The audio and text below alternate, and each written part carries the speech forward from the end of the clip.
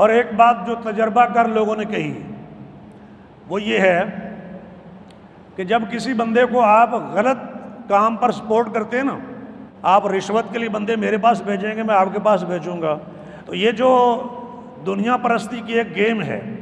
خواہشات کو پوجنے والا ایک سلسلہ ہے،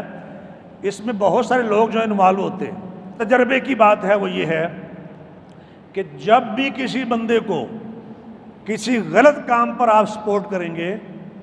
وہ آپ کا کتنا ہی چاہنے والا ہو، وہ آپ کا کتنا ہی محب کیوں نہ ہو، آپ اس کے کتنے ہی محبوب کیوں نہ ہو،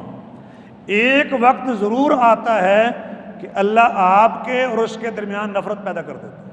اگر آپ دوبارہ سننا چاہیں گے تو دوبارہ عرض کر دیتا ہوں، یاد رکھنا یہ تمام انسانوں کے دل اللہ کے ہاتھ میں ہیں۔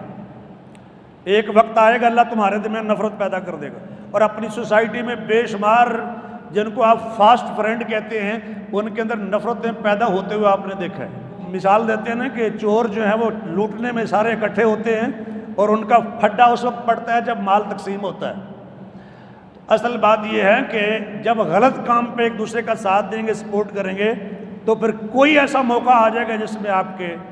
اور اس کے دل میں دوری پیدا ہو جائے گی۔ اختیار تو اللہ تعالیٰ کا ہے نا، وہ تو سب کچھ دیکھ رہا ہے، گویا کہ تمہارے عمل کی وہ سزا تمہیں دے رہا ہے۔ لہذا کسی بندے کو غلط کام پر سپورٹ کرنے سے پہلے یہ سوچ لینا کہ یہ محبت اس کے ساتھ اگر آپ قائم رکھنا چاہتے ہیں تو یہ کام نہ کریں۔ کتنا ہی پیارا آپ کا، کتنا ہی چاہنے والا ہے، کتنی آپ اس کے فین ہیں، یہ کبھی نہ کرنا۔